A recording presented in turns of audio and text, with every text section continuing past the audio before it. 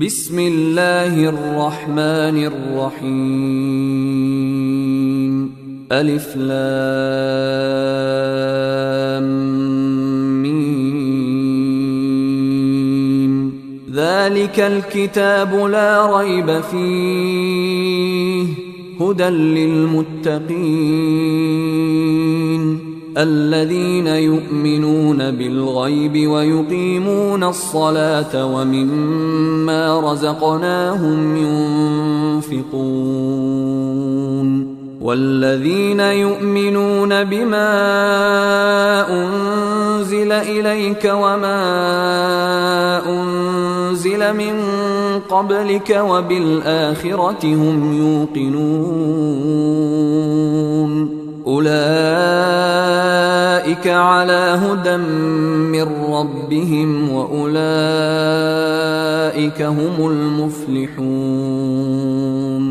إن الذين كفروا سواء عليهم أأنذرتهم أم لم تنذرهم لا يؤمنون ختم الله على قلوبهم. إن الحمد لله نحمده ونستعينه ونستغفره ونعوذ بالله من شرور أنفسنا وسيئات أعمالنا من يهده الله فلا مضل له ومن يضلل فلا هادي له أشهد أن لا إله إلا الله وأشهد أن محمدا عبده ورسوله أما بعد. எல்லா புகழும் புகழ்ச்சியும் அல்லாஹ் ஒருவனுக்கே உண்டாகட்டுமாக.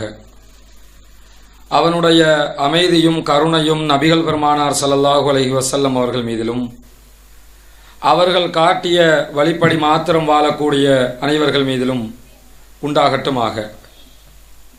பேரன்பிற்கினிய எல்லாம் வல்ல அல்லாஹ்வினுடைய நல்லடியார்களே, நாம் வாழுகிற இந்த உலக வாழ்க்கையிலே சரியான முறையில் வாழ்ந்து மறுமையிலே வெற்றி பெற வேண்டும் என்பதற்காக இறைவன் காலத்திற்கு காலம் தன்னுடைய தூதர்களை அனுப்பி வைத்து அவர்கள் மூலமாக சரியான வழிகாட்டுதல்கள் எது என்பதையும் நாம் தவறு நடக்க வேண்டிய தவறான வழிமுறைகள் எது என்பதையும் இனம் பிரித்து காட்டியிருக்கிறான்.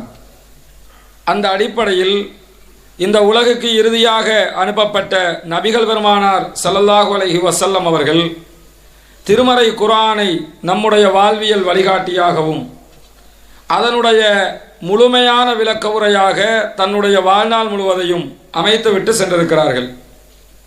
ரசூலுல்லாஹி ஸல்லல்லாஹு அலைஹி வஸல்லம் அவர்களுடைய வழிகாட்டுதல்கள் பிரகாரமும் திருமறை குர்ஆனுடைய வழிகாட்டுதல்கள் படியும் யாரெல்லாம் தங்களுடைய வாழ்க்கையை அமைத்துக் கொள்கிறார்களோ அவர்கள் அத்தனை பேரும் நாளை மறுமையிலே சொர்க்கத்தில் நுழைவார்கள் என்றும், இந்த வழிகாட்டுதல்களுக்கு மாற்றமாக வாழக்கூடியவர்கள் கண்டிப்பாக நாளை மறுமையிலே நரகத்தில் நுழைவிக்கப்படுவார்கள் என்றும் புனிதமிக்க இஸ்லாமிய மார்க்கம் நமக்கெல்லாம் கற்றுத்தருகிறது. அந்த வகையில் இஸ்லாமிய மார்க்கத்தை வாழ்க்கை வழிமுறையாக ஏற்றுக்கொண்டு முஸ்லிம்களாக வாழ்ந்து கொண்டிருக்கக்கூடிய நாம் இந்த உலகத்திலே ஆற்ற வேண்டிய கடமைகள், செய்ய வேண்டிய செயல்பாடுகள் அனைத்தையும் இஸ்லாமிய மார்க்கம் மிக தெளிவாக நமக்கு பட்டியலிட்டு காட்டியிருக்கிறது. குறிப்பாக இஸ்லாம் இந்த உலகத்திலே ஒவ்வொரு மனிதர்களும் வாழுகிற போது தங்களுடைய வாழ்க்கையில் அல்லாஹ்வுக்கு செய்ய வேண்டிய கடமைகள் என்று ஒரு பகுதியை நமக்கு பிரித்து சுட்டிக்காட்டி இருக்கிறது. இதே நேரத்தில் சக மனிதர்களுக்கு செய்ய வேண்டிய கடமைகள் என்றொரு முக்கியமான பகுதியையும் இஸ்லாமிய மார்க்கம் நமக்கு கற்றுத்தந்திருக்கிறது. இந்த உலகத்திலே இஸ்லாமிய மார்க்கத்தை போன்று இன்னும் பல மார்க்கங்கள், மதங்கள் பிரச்சாரம் செய்யப்படுகிற காட்சியை நாம் காணுகிறோம். இப்படி பல மதங்கள், கொள்கைகள், பிரச்சாரங்கள் செய்யப்பட்டாலும் உலகத்திலேயே கடவுளுக்கு செய்ய வேண்டிய கடமைகள் என்றொரு பகுதியையும் மனிதர்களுக்கு செய்ய வேண்டிய கடமைகள் என்றொரு முக்கியமான பகுதியையும் பிரித்து பிரித்து புரிய வைத்திருக்கக்கூடிய ஒரே மார்க்கமாக இஸ்லாமிய மார்க்கத்தை மாத்திரம்தான் நான் காண முடியும். எத்தனையோ மதங்கள் இருக்கிறது, பிரச்சாரங்கள் செய்யப்படுகிறது. அந்த பிரச்சாரங்களை எல்லாம் நீங்கள் எடுத்து பார்த்தீங்கன்னு சொன்னால் அது எல்லாம் எப்படி இருக்கும்னு சொன்னால், கடவுளை நீங்கள் நெருங்குவது எப்படி, கடவுளுக்கு சாஷ்டாங்கம் செய்வது எப்படி, கடவுளுக்கு தேவையான காரியங்களை ஒரு மனிதன் எப்படி முன்னெடுக்க வேண்டும், இது போன்ற காரியங்கள் பல வகைகளில் சுட்டி காட்டப்பட்டிருக்கும். ஆனால் இஸ்லாத்தை மட்டும் எடுத்து பார்த்தீங்கன்னா அல்லாஹ்வுக்கு செய்ய வேண்டிய கடமைகள் என்பதை தனியாகவும், மனிதர்களுக்கு செய்ய வேண்டிய கடமைகள் என்ற ஒரு பெரிய பகுதியை தனியாகவும் இஸ்லாமிய மார்க்கம் சுட்டி காட்டி இருக்கிறது. அதனால்தான் இன்றைக்கு நாம் வாழுகிற உலகத்தில் பலதரப்பட்ட மக்களும் சக மனிதர்களுக்கு பலவிதமான உதவிகளை செய்து கொண்டிருந்தாலும் உலகத்திலேயே அனுதினமும் உதவி ஒத்தாசைகள் செய்யக்கூடிய ஒரே சமுதாயமாக இஸ்லாமிய சமுதாயம் இருக்கக்கூடிய காட்சியை நீங்கள் காண முடியும். ஏன் தெரியுமா? நம்முடைய அனைத்து காரியங்களிலும் பலவிதமான வணக்க வழிபாடுகளை இஸ்லாம் சொல்லுகிற நேரத்தில் வணக்க வழிபாடுகள் என்று எதை கற்றுத்தருகிறதோ அந்த வணக்க வழிபாடுகளினுடைய பதிலாக பிரயாச்சித்தமாக இஸ்லாம் எதையாவது கொடுக்க வேண்டும் என்று சொன்னால் அதை மனிதர்களுக்கு கொடுத்து விடுங்கள் என்று சொல்லிவிடும். கடவுளுக்கு படைத்தல் என்றொன்று அனைத்து மதங்களிலும் இருக்கிறது. இந்து மதத்தில் கடவுளுக்கு படையல் செய்வார்கள், உணவுகளை கொண்டு போய் கொடுப்பாங்க. மற்ற மதங்களிலும் அது இருக்கிறது. இஸ்லாத்தில் அப்படி இருக்குதா? இஸ்லாத்தில் இல்லை. அல்லாஹ்வுக்காக படையல் செய்கிறோம்னு சொல்லி பழங்களை, உணவுகளை, ஆடு மாடுகளை கொண்டு போய் இந்த பள்ளிவாசலில் வச்சிக்க என்று சொல்லி அல்லாஹ்வுக்காக கடவுளுக்காக படையல் செய்கிற ஒரு முறை இஸ்லாத்தில் இல்லை. மாறாக இஸ்லாம் அந்த முறையை எப்படி நமக்கு கற்றுத்தருது தெரியுமா? இப்படி செய்வதை விட, உணவுகள் வீணாகுவதை விட, எந்த ஒரு பிரயோஜனமும் இல்லாமல் செல்வதை விட, நீங்கள் எதை செய்வதாக இருந்தாலும் அல்லாஹ்வுக்காக செய்வதாக இருந்தால் அதை மனிதர்களுக்கு கொடுத்து விடுங்கள். துல்ஹஜ் மாசத்துல குர்பானி கொடுப்போம். குர்பானி கொடுக்கிற நேரத்தில் அந்த குர்பானியினுடைய இறைச்சிகளை அல்லாஹ் சாப்பிட்றானா? அதனுடைய ரத்தத்தை அல்லாஹ் தஆலா சாப்பிட்றானா? அல்லாஹ் சாப்பிடுவான் என்ற ஒரு எண்ணமாவது உலகத்தில் முஸ்லீம்களுக்கு மத்தியில் இருக்குதான்னு கேட்டா கிடையாது. நம்முடைய அத்தனை பேருடைய எண்ணமும் என்ன? அல்லாஹ்வுக்காக செய்கிறோம், அதை மனிதர்களுக்கு கொடுத்து விடுவோம். அல்லாஹ்வே என்ன சொல்லி காட்டுறான்னு கேட்டா, அந்த மிருகங்களுடைய உணவுகளோ, மிருகங்களுடைய இறைச்சிகளோ, இரத்தங்களோ அல்லாஹ்வை வந்தடையாது, அல்லாஹ்ட்ட அது போகாது. எது போகும்னு கேட்டா உங்களுடைய இறையச்சம். நம்ம எதை நினைச்சு கொடுக்கிறோமோ அந்த இறையச்சத்துக்கு தான் அல்லாஹ்ட்ட பலாபலன் இருக்குமே தவிர அல்லாஹ் அந்த இறைச்சை சாப்பிட போறதும் இல்லை, ரத்தத்தை சாப்பிட போறதும் இல்லை. அப்ப என்ன அர்த்தம் தெரியுமா? இதை நீங்கள் ஏழைகளுக்கு கொடுக்க வேண்டும், சக மனிதர்களுக்கு ஒப்படைக்க வேண்டும். இந்த காரணத்தினால தான் இஸ்லாம் இந்த சிஸ்டத்தையே வைத்திருக்கிறது. அந்த அடிப்படையில் சக மனிதர்களுக்கு செய்ய வேண்டிய பல கடமைகளை இஸ்லாம் சுட்டிக்காட்டிய அடிப்படையில் தான் உலகத்தில் நீங்க பார்த்தீங்கன்னா இந்த சமுதாய பணியில் ஈடுபடக்கூடிய மிகச்சிறந்த காரியத்தை பெரும்பாலான முஸ்லீம்கள் கையில் எடுத்திருப்பார்கள். பெரும்பாலான முஸ்லீம்கள் அந்த காரியத்தை செய்து கொண்டிருப்பார்கள். இன்றைக்கு கூட இப்ப நடக்கிற நடைமுறையை கூட நீங்க பார்த்தீங்கன்னா சவுதி அரேபியாவில் ஹஜ்ஜுக்கு போறோம்ல, எத்தனை லட்சம், 25 லட்சம் பேர், சுமாராக 20-25 லட்சம் பேர் ஹஜ்ஜுக்கு போவாங்க. அத்தனை குர்பானி ஆடுகள், மாடுகள் கொடுக்கப்படுகிறது. அதையெல்லாம் வச்சு உள்ளூர்ல இருக்கிறவன் சாப்பிட்றானா? வேற எதையாவது செய்யறானா? வருமானம் ஈட்டிக் கொள்றானா? எந்த வருமானமும் கிடையாது. ஏழை நாடுகளுக்கு பார்சல் பண்ணி விட்டுருதான். ஏழை நாடுகள் சாப்பிடுங்க, நீங்க அதை வச்சு பிரயோஜனம் அடைஞ்சிக்கிறீங்க, அப்படி செஞ்சு விட்டுருவாங்க. என்ன காரணம்?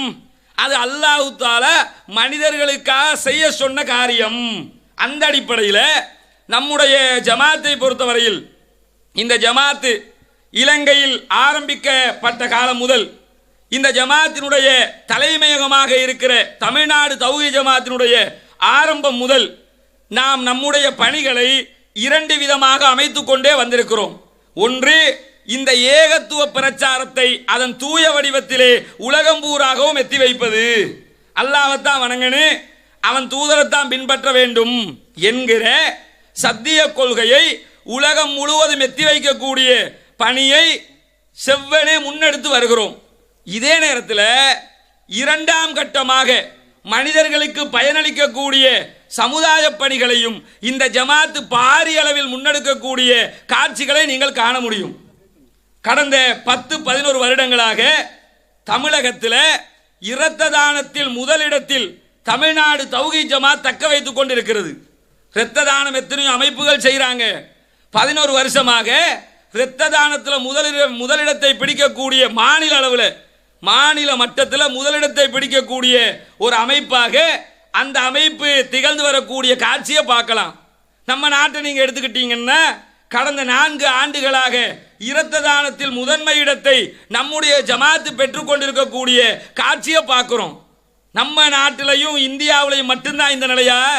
இந்த 2 நாட்டிலையும் இல்லை, இன்னும் பல நாடுகளில் இந்த ஜமாத் எங்கெல்லாம் கிளை விட்டுருக்குதோ, குவைத்தை எடுத்துக்கிட்டீங்கன்னா இரத்த தானத்தில் தமிழ்நாடு தௌஹீத் ஜமாத் குவைத் மண்டலம் வருடா வருடம் முதலிடம் பிடிக்கக்கூடிய காட்சியை பார்க்கிறோம். பஹ்ரைனில் அப்படி, கத்தாரில் அப்படி, மற்ற நாடுகளில் எல்லாம் அப்படி. இப்படி உலகம் பூராக இந்த ஏகத்துவ பிரச்சாரம் எங்கெல்லாம் நடைபெறுகிறதோ அங்கெல்லாம் இந்த சமுதாய பணிகளில் முதன்மை அமைப்பாக இந்த ஏகத்துவவாதிகள் இருப்பார்கள். அண்மையில் கொழும்பிலே கடந்த 1 வருடங்களுக்கு முன்பதாக ஒரு பாரிய வெள்ளப்பெருக்கு ஏற்பட்டது. வெள்ளம் பெட்டிய முழுவதுமாக தாண்ட ஒரு வெள்ளப்பெருக்கு. அந்த வெள்ளப்பெருக்கில் இந்த ஜமாத்து செய்த சேவைகள் சாதாரணமான ஒரு சேவையா? கிட்டத்தட்ட சுமார் 3 கோடி அளவுக்குண்டான பொருட்களை அந்த மக்களுக்கு விநியோகித்திருக்கிறோம். அது ஒரு பெரிய பணின்ற அர்த்தம் இல்லை. 3 கோடி தான் பார்க்கறதுக்கு, 3 கோடி தானே கொடுத்துருக்கிறிய அப்படின்னு சொல்லுவாங்க. ஆனால் அந்த 3 கோடியை விட்டுட்டு 30 நாட்களுக்கு மேலாக அந்த இடத்திலே இந்த ஜமாத்தை சேர்ந்த தொண்டர்கள் களப்பணியாற்றினார்களே, அந்த தியாகத்தை எடுத்து பார்த்தீங்கன்னா 3 கோடி எல்லாம் ஒன்றுக்கு உதவாத மாதிரி ஆயிரும். அவ்வளவு நாட்கள் வெள்ளம் ஏற்பட்டது முதல் வெள்ளம் வடிந்து ஓடி மக்கள் குடியேறுகிற வரைக்கும் இந்த ஜமாத்தை சேர்ந்த தொண்டர்கள் அந்த இடத்திலே முழுக்க மக்கள் பணி ஆற்றினார்கள். என்ன காரணம்? அல்லாஹ்வினுடைய திருப்பொருத்தம் மாத்திரம்தான் வேண்டும். இந்த ஜமாத்தினுடைய தொண்டர்கள், இந்த ஜமாத்தினுடைய உறுப்பினர்கள் அவ்வளவு பாடுபட்டு இவ்வளவு பிரமாண்டமான காரியம் எல்லாம் சர்வ சாதாரணமா செய்யறோம்னு சொன்னா அல்லாஹ்வினுடைய அருள் மாத்திரம்தான் நமக்கு பின்னால் இருக்கிறது என்று அர்த்தம். அந்த அடிப்படையில் தான் இந்த ஜமாத்து சந்திக்கிற ஒரு மிகப்பெரிய பிரச்சனை என்ன தெரியுமா? ஆதரவற்ற பிள்ளைகள் தொடர்பான மிகப்பெரிய பிரச்சனை. எந்த அளவுக்கு அது பிரச்சனைன்னு கேட்டா, அனாதை பிள்ளைகளாக தாய் தந்தையரை இழந்துவிட்டு வாழக்கூடிய பிள்ளைகள் அவர்களுடைய கல்வி, அவர்களுடைய பொருளாதாரம், அவர்களுடைய வாழ்க்கை, எதிர்கால வாழ்க்கை என்பன நம்முடைய சமுதாயத்திலே கேள்விக்குறியாக இருக்கக்கூடிய காட்சியை கண் முன்னால் நாம் பார்க்க முடியும். ரசூலுல்லாஹ்வுடைய காலத்தில் ஒரு பிள்ளை அனாதை ஆயிட்டான்னு வைங்க, ஜாகிலியா காலத்தையே நீங்கள் எடுத்துக்கிட்டீங்கன்னா கூட ஒரு பிள்ளை அனாதை ஆயிட்டா 2 விதங்களில் அவர்களுக்கு ஒரு உதவி கிடைத்து விடும். ஒன்றோ அந்த பிள்ளையை அந்த பிள்ளையினுடைய உறவினர்கள் நாங்கள் பராமரிக்கிறோம் என்று பராமரிப்புக்கு கீழால் கொண்டு வந்து விடுவார்கள். இல்லை என்றால் சம்பந்தப்பட்ட பிள்ளையினுடைய தாயார், தகப்பன் மவுத்துன்னு வச்சுக்கிறங்க, தாயாரை இன்னொருத்தர் கல்யாணம் கட்டிக்கிடுவார், 2ஆம் திருமணம் முடிச்சுக்கிடுவார். 2ஆம் திருமணம் முடிச்சு அந்த அனாதை பிள்ளையும் சேர்த்து அவர் வளர்த்து வருவார். ஜாகிலியா காலத்திலேயே சர்வ சாதாரணமாக இப்படி ஒரு நடைமுறை இருந்தது. இந்த காலத்தில் இந்த நடைமுறை இந்த அளவுக்கு இருக்குதான்னு கேட்டா கண்டிப்பாக இல்லை. நம்ம சமுதாயத்தில் அப்படி பார்க்க முடியுமா? நபிகள் நாயகம் ஸல்லல்லாஹு அலைஹி வஸல்லம் அவர்களே அனாதையாக விடப்பட்டவர்களா இல்லையா?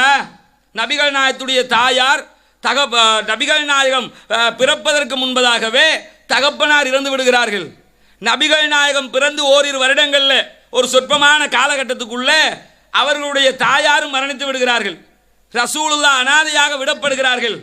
ஆனால் நபிகள் நாயகம் பிறந்த குடும்பம் இருக்குதே, அது மிக பிரம்மாண்டமான குடும்பம், குறைஷி வம்சம்.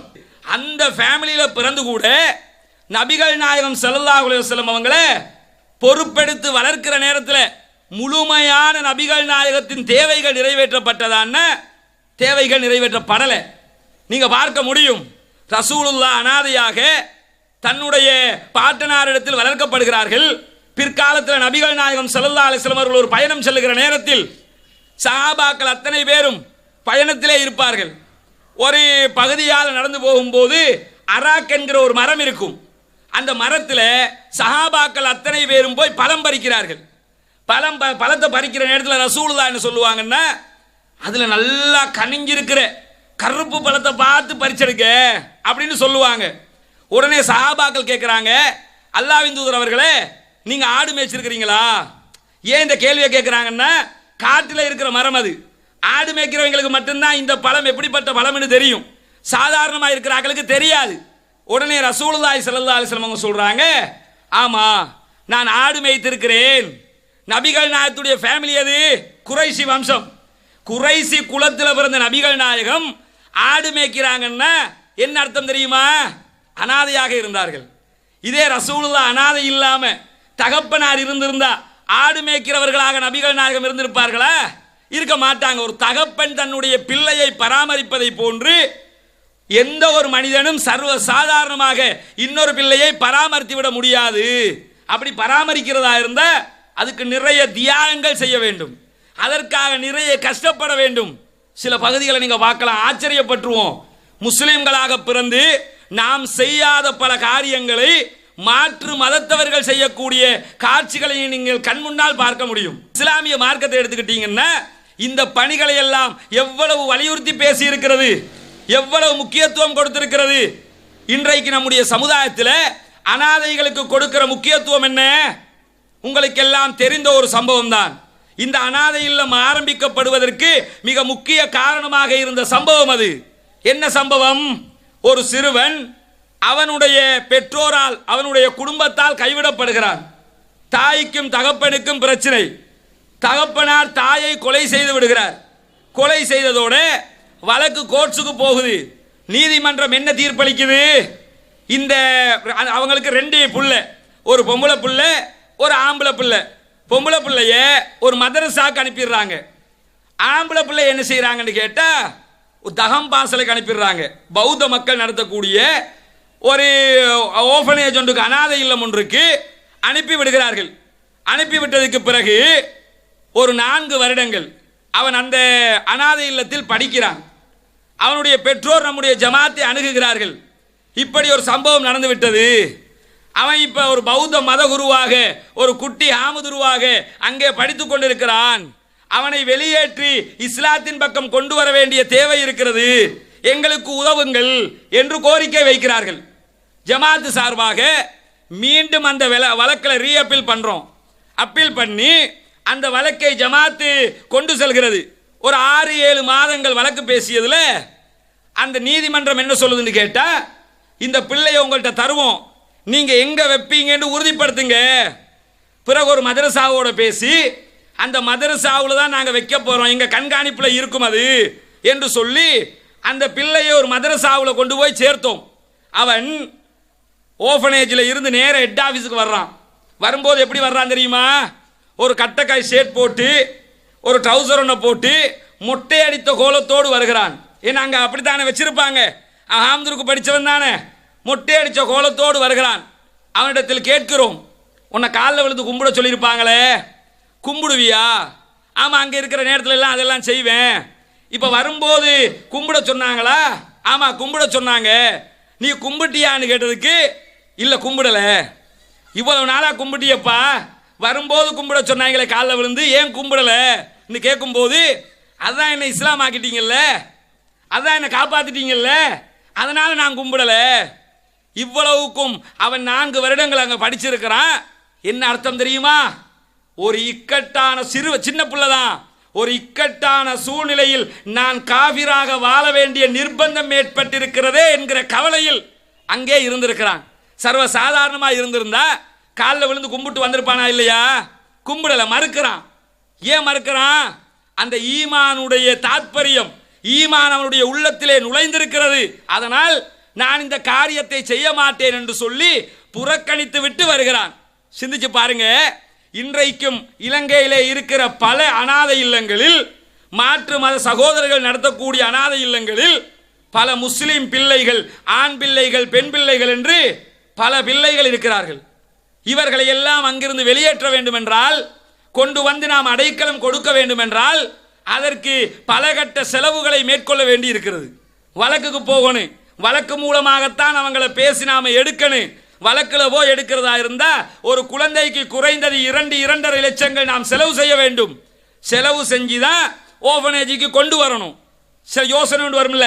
அதான் ஊருக்குள்ள பல அனாதை இல்லம் இருக்கும்போது எதுக்கு நம்ம ஜமாத்தால ஒரு அனாதை இல்லம், இந்த கேள்வி வருமா இல்லையா? நம்ம ஜமாத்தால இந்த அனாதை இல்லம் ஆரம்பிக்கப்பட்டதனுடைய முக்கியத்துவமான காரணம் என்னன்னு கேட்டா, இது போன்று ஈமானை இழந்து நிற்கிற சிறுவர்கள், ஈமானை இழந்து நிற்கிற சிறுமிகள் இஸ்லாத்தின் பால் கொண்டு வரப்பட வேண்டிய தேவையில் இருக்கிறார்கள். அவர்கள் நன்கு கண்காணிக்கப்பட வேண்டும். இப்ப வந்தவங்க உள்ள போய் பார்த்திருப்பீங்க, என்னடா இது அனாதை இல்லம் தானே கட்டுறேன்னு சொன்னாங்க, இது 5 ஸ்டார் ஹோட்டல் ஒன்னெல்லாம் கட்டி வச்சிருக்கிறாங்க. அந்த அளவுக்கு அதனுடைய காரியங்கள் செய்யப்பட்டிருக்கிறது. அதை பார்த்தீங்கன்னா நம்மால் முடிந்தவரை மக்கள் தந்த பொருளாதாரத்தை வைத்து அதை எவ்வளவு அழகுபடுத்த முடியுமோ அந்த அளவுக்கு அழகுபடுத்தப்பட்டிருக்கிறது. இதை பார்க்குற நேரத்தில் இப்படி கட்டணுமா, இப்படி செய்யணுமா, அப்படி ஒரு சர்வ சாதாரணமான சிந்தனை சிலருக்கு ஏற்படலாம். அந்த கேள்விக்கும் ஒரு மிகச்சிறந்த பதில் இருக்கிறது. அது ஏன் அப்படி கட்டப்பட்டிருக்குதுன்னு கேட்டால், நம்ம வீடு கட்டும்போது நாம் எப்படி கட்டுவோம், நாம் வாழ்கிற இடத்தை எப்படி செய்வோம், அதில் வாழப்போகிறவர்கள் அனாதை சிறுவர்கள், கவனிப்பாரற்று இருக்கக்கூடிய சிறுவர்கள் தான் அங்கே வாழப்போகிறார்கள். அவர்கள் இருக்கிற இடம் நாம் வாழுகிற வீட்டை விட சிறந்ததாக இருக்க வேண்டும். நான் பெற்றோரோடு தான் வாழுகிறேன் என்ற அளவுக்கு அவர்கள் சிந்திக்க தலைப்பட வேண்டும். அப்படி இருக்க வேண்டும் என்றால் அந்த இடம் மிகச் சிறந்த பாதுகாப்பான மிகச் சிறந்த ஒரு இடமாக அவர்கள் மனம் குளிர்கிற வகையில் இருப்பதற்கான தேவை இருக்கிறது. அப்படி இருந்தா தான் அவங்க சந்தோஷமா இருப்பாங்க. இன்னும் பல அவர்களுடைய சந்தோஷத்தை மெருகூட்டுவதற்காக இன்னும் பல தேவைகள் இருக்கிறது. சிறுவர்களுக்கு தேவையான பல காரியங்கள் செய்ய வேண்டி இருக்கிறது. அதையெல்லாம் எதிர்காலத்திலே மக்கள் தருகிற உதவிகளை கொண்டுதான் நடைமுறைப்படுத்த இருக்கிறோம். இந்த நேரத்தில் இந்த அனாதை இல்லத்தை ஆரம்பிக்கிற நேரத்தில் கடந்த 3 வருடங்களாக இந்த அனாதை இல்லத்திற்கான திட்டங்கள் தீட்டப்பட்டு கட்டுமான பணிகள் எல்லாம் செய்யப்பட்டு அதற்குரிய காரியங்களை முன்னெடுத்தோம். அல்லாஹ்வினுடைய அருள் காரணமாக இன்றைக்கு அதை ஆரம்பித்து வைக்கக்கூடிய நிலைக்கு வந்திருக்கிறோம். இந்த ஆரம்ப நிகழ்வில் முதல் இதற்கு பிறகு அங்கு வாழுகிற குழந்தைகள் என்றைக்கும் சந்தோஷமாக இருக்க வேண்டும். அப்படி இருக்க வேண்டும் என்றால் நாம் அவர்களுக்காக அனுதினமும் உதவி செய்ய வேண்டும். நம்முடைய குழந்தைகள் எப்படி சந்தோஷமாக இருப்பார்களோ, நம்முடைய பிள்ளைகள் எப்படி நிம்மதியாக கல்வி கற்பார்களோ அந்த நிலை அந்த பிள்ளைகளுக்கு உருவாக வேண்டும். சற்று நேரம் சிந்தித்து பாருங்கள். நான் உயிரோடு இருக்கிறேன், எனக்கு 4 பிள்ளைகள் இருக்கிறது. திடீரென்று நான் மரணித்து விட்டால் என்னுடைய பிள்ளைகளை தகப்பனுடைய ஸ்தானத்தில் இருந்து கண்காணிக்கக்கூடியவர்கள் யார்? சிந்திச்சு பாருங்க.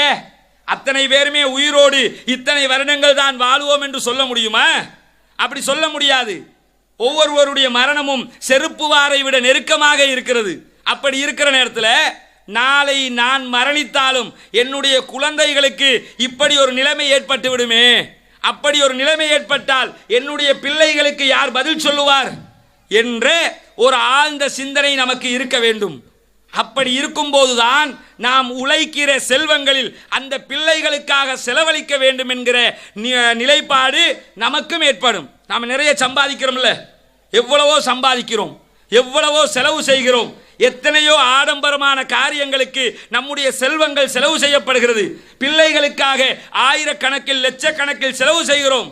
இப்படி செலவு செய்கிற அந்த ரூபாய்களில் ஒரு குறிப்பிட்ட அளவையாவது இந்த அனாதை பிள்ளைகளுக்கு மாதா மாதம் வருடா வருடம் நாம் ஒதுக்குகிற நேரத்தில் அவர்களிடமிருந்து நாம் செய்கிற காரியத்திற்கான நன்மையை வல்ல ரஹ்மான் நமக்கு தர போதுமானவனாக இருக்கிறான்.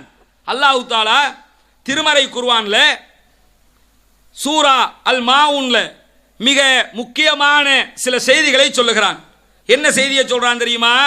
அரஐத்தல்லதி யுகذிபு பித்தீன், மறுமை நாளை பொய் என்று கருதக்கூடியவர்களை நபியே நீங்கள் பார்த்தீர்களா என்று அல்லாஹ் தஆலா கேட்டுவிட்டு ஃபதாலிக்கல்லதி யதுல் யதீம், அவர்கள் அனாதைகளை விரட்டுகிறார்கள்.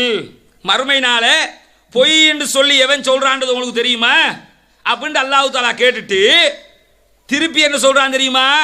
இந்த பொய் என்று சொல்றவன் யார் தெரியுமா? அனாதைகளை அவர்கள் விரட்டுகிறார்கள். வலா யஹுது அலா தாமில் மிஸ்கீன், ஏழைகளுக்கு அவர்கள் உணவளிக்க தூண்டுவதில்லை. ஏழைகளுக்கு உணவளிக்காம அனாதைகளை கவனிக்காமல் எவ்வளவு தொழுதாலும் எவ்வளவு நோன்பு வைத்தாலும் எவ்வளவு இபாதத் செய்தாலும் அவர்களை பார்த்து அல்லாஹ் என்ன சொல்றான் தெரியுமா? அவர்கள் மறுமை நாளை பொய் என்று கருதி கொண்டிருக்கிறார்கள். தொடர்ச்சியாக அல்லாஹ் சொல்லும் போது ஃபவைலுல் முஸல்லீன், தொழுகையாளிகளுக்கு கேடுதான், அல்லதீனஹும் அன் ஸலாத்திஹிம் சாஹூன், அவர்கள் அவருடைய தொழுகைகளில் கவனமற்றிருக்கிறார்கள், அல்லதீனஹும் யுராஊன், அவர்கள் மற்றவர்களுக்கு காண்பிப்பதற்காக தொழுகிறார்கள். அல்லாஹ் எப்படி சொல்லி காட்டுறான்னு கேட்டா, தொழுகிற நேரத்தில் மற்றவங்களுக்கு காண்பிக்கிறதுக்காகத்தான் அவங்க தொழுகிறாங்க. யாருக்கு சொல்றான் தெரியுமா? இது ஏழைகளுக்கு உணவளிக்காம, அனாதைகளுக்கு உதவாம, எவ்வளவு தொழுதாலும் எவ்வளவு ஹஜ்ஜி செய்தாலும் எத்தனை முறை உம்ரா செய்தாலும் அந்த இபாதத்துக்களால் எந்தவித பிரயோஜனமும் இல்லை. என்ன காரணம்? அவர்கள் மற்றவர்களுக்கு காண்பிப்பதற்காகத்தான் இதை செய்கிறார்கள். வயம்னஊனல் மாஊன், அற்பமானதை கூட கொடுக்காமல் மறுத்து கொண்டிருக்கிறார்கள், தடுக்கிறார்கள். என்ன அர்த்தம் தெரியுமா? சில பேரை பாருங்க, ஊருக்குள்ள பேசிக்கிறாங்க, இவர் எப்படிப்பட்டவர், ஹாஜியாரா, ஹாஜியார் மாதிரி ஒருத்தர் இருக்காரா, ஹாஜியார் பாங்கு சொன்னா இக்காமத்துக்கு முன்னாடியே பள்ளிவாசல்ல போய் டாங்குன்னு இருந்துருவாரு. ஹாஜியார தொழுகை எடுத்துக்கிட்டீங்கன்னா அவரும் பள்ளியும் ஒட்டின பள்ளி மாதிரி இருப்பாங்க. அவர் அவ்வளவு தொழுகையோட ஈடுபாடா இருப்பார், இபாதத்தோட ஈடுபாடா இருப்பார். அல்லாஹ்னா அவ்வளவுதான், அல்லாஹ்வோட நெருங்கின மாதிரி எல்லா காரியத்தையும் செய்வார். ஆனா என்ன, எச்சி கையால காக்கா வரட்ட மாட்டாரு அப்படின்றவாங்க. எல்லாத்தையும் சொல்லிட்டு நல்ல மனுஷன்தான், தொழுவாரு, நோம்பு பிடிப்பாரு, 1க்கு 10 ஹஜ்ஜி செய்வாரு, உம்ரா செய்வாரு, எச்சி கையால காக்கா வரட்ட மாட்டாரு. எச்சி கையால காக்கா வரட்ட மாட்டாருன்னா என்ன, சாப்பிட்டுக்கிட்டு இருப்பான், சாப்பிடும் போது காக்கா வந்து நிக்குதுன்னு வைங்க, சரி போன்னு சொல்லி விரட்டணும்ல, அதை இந்த கையால விரட்டினா கையில இருக்கிற அரிசி பருக்கைகள் கீழே விழுந்துரும் நினைச்சு இந்த கையால தான் விரட்டுவானா, அவ்வளவு கஞ்சன். அதுக்காக சொல்லுவாங்க எச்சி கையால காக்கா விரட்ட மாட்டான். அப்படிப்பட்ட ஆளு. அப்ப என்ன அர்த்தம் தெரியுமா? தொழுகிறார், நோன்பு வைக்கிறார், எல்லா இபாதத்தையும் செய்கிறார், மற்றவர்களுக்கு காண்பிப்பதற்காக செய்கிறார். நல்ல தொழுகையாளி, நல்ல வணக்கசாலி, நல்ல இபாதத் செய்கிறவர், இப்படி காண்பிக்கிறதுக்காக இதெல்லாம் செய்கிறாரே தவிர அல்லாஹ்க்காக செய்தாரா, அல்லாஹ்வுடைய மார்க்கத்துக்காக செய்தாரா? செய்யல. அல்லாஹ்வுடைய மார்க்கத்துக்காக செய்கிறதா இருந்தா இந்த ஏழைகளையும் அனாதைகளையும் புறக்கணிக்காமல் அவர்களுக்கு உதவுகிற காரியத்தில் ஈடுபடுவார்கள். எத்தனை முஸ்லிம்கள் இதை செய்கிறோம் சிந்திச்சு பாருங்க. நபிகள் நாயகம் ஸல்லல்லாஹு அலைஹி வஸல்லம் அவர்கள் ஒரு நாள் காலையில் ஃபஜ்ர் தொழுகைக்கு பிறகு நபித்தோழர்களை பார்த்து கேட்கிறார்கள், இன்றைய நாள் நோன்பு பிடித்தவர்கள் யார் என்று கேட்கிறார்கள். உடனே அபூபக்கர் சித்திக் ரலியல்லாஹு அன்ஹு சொல்லுகிறார்கள், நான் நோன்பு பிடித்தேன் நபிகள் நாயகமே. இரண்டாவது ரசூலுல்லாஹ் கேட்கிறாங்க, இன்றைய தினம் ஒரு ஏழைக்கு உணவளித்தது யார்? அபூபக்கர் சித்திக் ரலியல்லாஹு அன்ஹு சொல்லுகிறார்கள், நான் உணவளித்தேன். இன்றைக்கு ஒரு நோயாளியை நலம் விசாரித்தது யார்? அதையும் நான் செய்தேன் நபிகள் நாயகமே என்கிறார் அபூபக்கர். நான்காவதாக நபிகள் நாயகம் ஸல்லல்லாஹு அலைஹி வஸல்லம் அவர்கள் கேட்கிறார்கள், ஒரு ஜனாசாவை பின்தொடர்ந்து சென்றவர் யார்? நான் செய்தேன் நபிகள் நாயகமே என்று அதற்கும் அபூபக்கர் சித்திக் ரலியல்லாஹு அன்ஹு பதில் சொல்லுகிறார்கள். உடனே ரசூலுல்லாஹ் சொல்லுகிறார்கள், யார் இந்த 4 காரியத்தை ஒரு நாளில் செய்கிறாரோ அவர் சொர்க்கம் நுழைந்து விட்டார், அவருக்கு சொர்க்கம் கன்ஃபார்ம் ஆயிடுச்சு அப்படிங்கிறாங்க. இந்த செய்தியை பல விடுத்தம் நாம் கேள்விப்பட்டிருப்போம், பல விடுத்தம் பயான்களிலே செவிமடுத்திருப்போம். இந்த செய்தியினுடைய ஆழமான கருத்தை என்றைக்காவது தனியாக உணர்ந்திருக்கிறோமா? இந்த செய்தியில் சொல்லப்படுகிற 4 காரியங்கள், அதில் ஒரே ஒரு காரியத்தை தவிர மீதி 3 காரியங்களும் நேரடியாக மனிதர்களோடு தொடர்புபட்டது. நோன்பு மாத்திரம்தான் நேரடியாக ரப்போடு தொடர்புபட்டது. நோன்பு எனக்குரியது, நானே அதற்கு கூலி கொடுப்பேன் என்று அல்லாஹ் சொல்லுகிறான். மற்ற 3 காரியத்தையும் பாருங்க, மனிதனுக்கு சக மனிதன் செய்ய வேண்டிய கடமைகள். நோயாளியை நலம் விசாரிப்பது மனிதனுக்கு மனிதன் செய்ய வேண்டியது, ஜனாசாவை பின்தொடர்வது மனிதனுக்கு மனிதன் செய்ய வேண்டியது, ஒரு ஏழைக்கு உணவளிப்பது மனிதனுக்கு மனிதன் செய்ய வேண்டியது. சிந்திச்சு பாருங்க, ஒரு மாசத்துல நமக்கு வருமானம் 40,000 ரூபாய் வருகுதா, வருமானம் 30,000 ரூபாய் வருகுதா, 50,000 ரூபாய் வருகுதா? மாதத்தில் ஒரே ஒரு 1000 ஏழைகளுக்காக ஒதுக்குவதற்கு நாம் பழக்கப்பட வேண்டும், அனாதைகளுக்காக ஒதுக்குவதற்கு பழக்கப்பட வேண்டும்.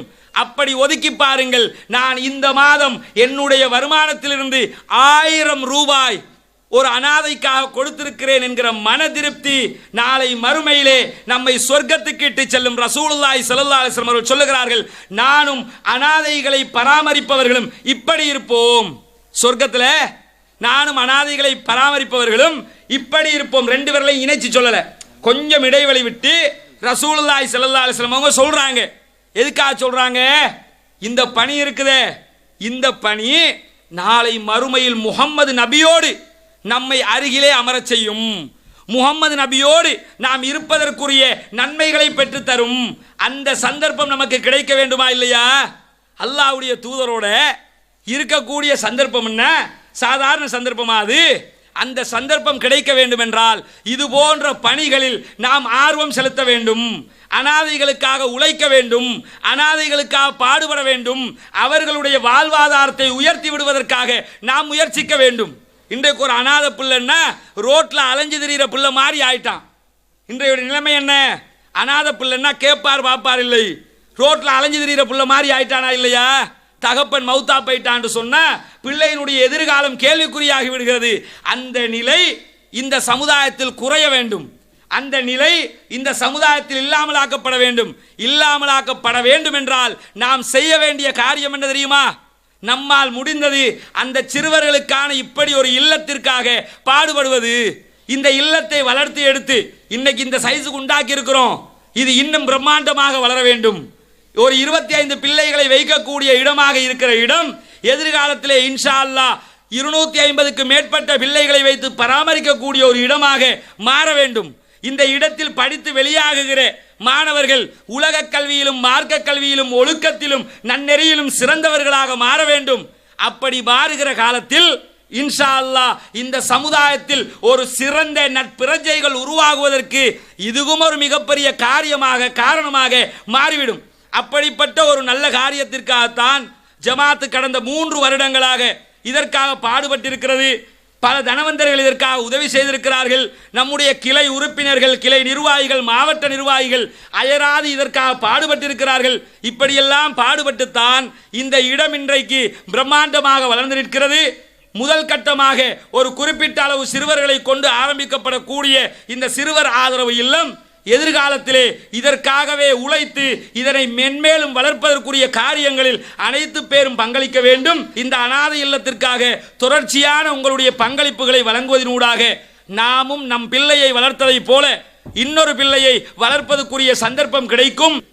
நாம் ஏழைகளுக்காக உதவுகிற, அனாதைகளுக்காக உழைக்கிற இந்த சந்தர்ப்பத்தை மிக முக்கியமான சந்தர்ப்பமாக பயன்படுத்திக் கொள்வோமாக என்று கூறி வாய்ப்பளித்தமைக்கு நன்றி கூறி முடித்துக் கொள்கிறேன். வாஹிர் தஅவானா அல்ஹம்துலில்லாஹி ரப்பில் ஆலமீன்.